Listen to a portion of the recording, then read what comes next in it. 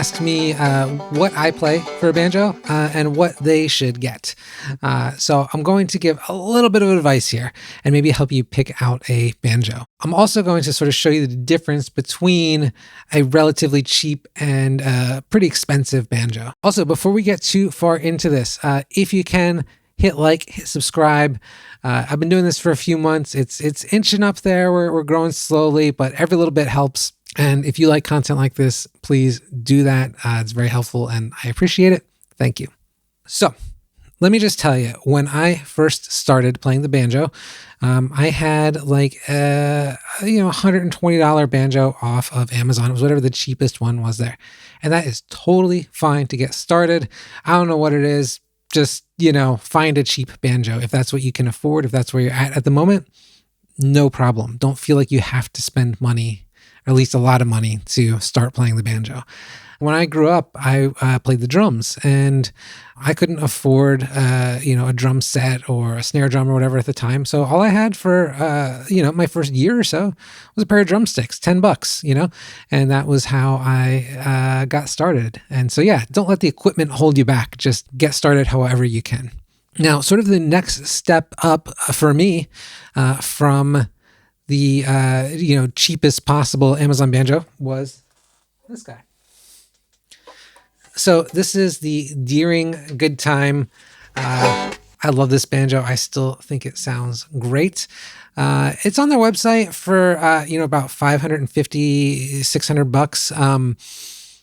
You can usually find this one quite a bit cheaper though, because this is a lot of people's first banjo, which means unfortunately people do kind of give up playing them and they sell them. So I think I actually paid $300 or $350 for this one.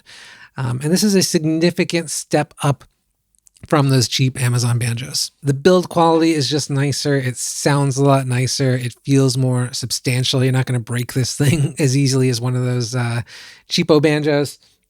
Yeah, really nice. And I also had a luthier, after I'd had this for a year or two, install railroad spikes on this because I just found them to be pretty convenient and I tend to use them a lot. So yeah, let's hear what it sounds like.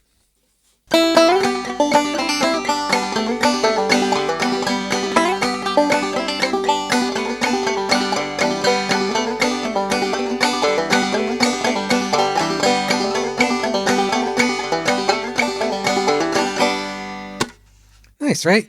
It's light, which is really good, especially if you're playing out, if you want to be a busker or something like that. You're not going to get too tired holding this all day. Yeah, I love the color on this too. This nice pale blonde wood. Overall, this is a fantastic banjo. I still love it. I still play it quite a bit. Can't go wrong. Let's look at sort of, at least for me, what was the next step up. So this was a big present to myself. This is the Deering Vega Vintage Star. So this one is about $2,600, and I ordered this directly from Deering. So one of the first things you're going to notice when you pick up the Vega Vintage Star is how heavy it is compared to the Goodtime. Couple reasons for this. The big one is this Dobson tone ring. So this is a steel ring on the inside that sort of increases the resonance and changes the tone.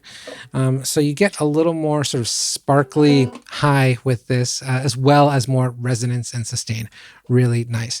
The other thing you'll notice is that we've gone from an 11-inch pot on the Goodtime to a 12-inch pot on the Vintage Star. So this thing's kind of a beast. You actually feel like that extra little bit in the diameter of the pot. It makes it significantly heavier, and it kind of just generally sits higher in your lap than the Goodtime. But I also feel like that makes it feel more substantial, and I like that quite a bit. But the other thing too is just the sustain on this just lasts for days because of that tone ring. So it just carries such a nice resonance to it. I really like it.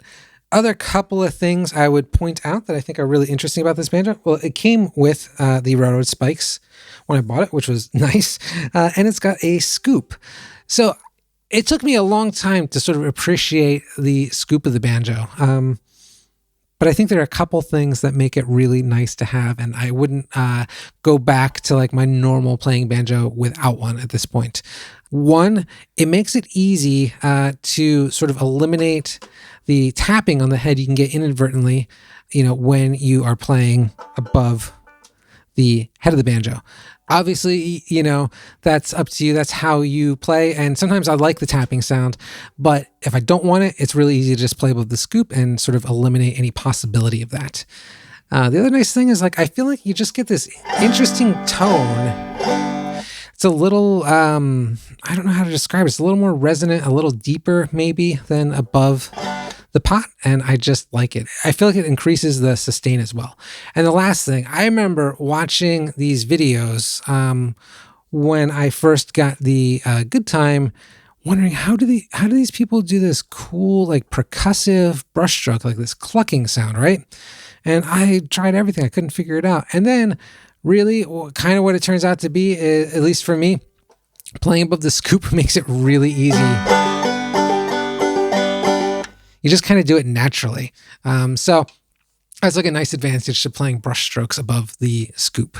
Yeah, then I guess, the other thing I would sort of point out that's different with this banjo is just the overall look. I love the dark wood. I love how the headstock has the tuning pegs on the back. I love this Vega with the star design there. That's really nice. Overall, it's just like a really high quality looking. It's a pretty instrument, even people that don't know anything about banjos sort of comment on this, like, wow, that's really nice. Which, whatever, like I'm more interested in how it sounds, but that is kind of a cool thing. But it's just it looks nice to play. We've got the little star on the fretboard at the 5th fret. I feels really nice. Yeah. All this said, get the banjo you can afford. Nothing wrong with that. Get what is going to help you get started and play with the instrument. That's the thing, like, especially too when you're starting out, you might not know, do I really want to stick with the banjo? Am I going to play it long term? I don't think, sometimes you'll see people online say like, oh, if you get this low a quality of an instrument, it's just going to make you hate the instrument. You're going to hate playing. I don't think that's really true.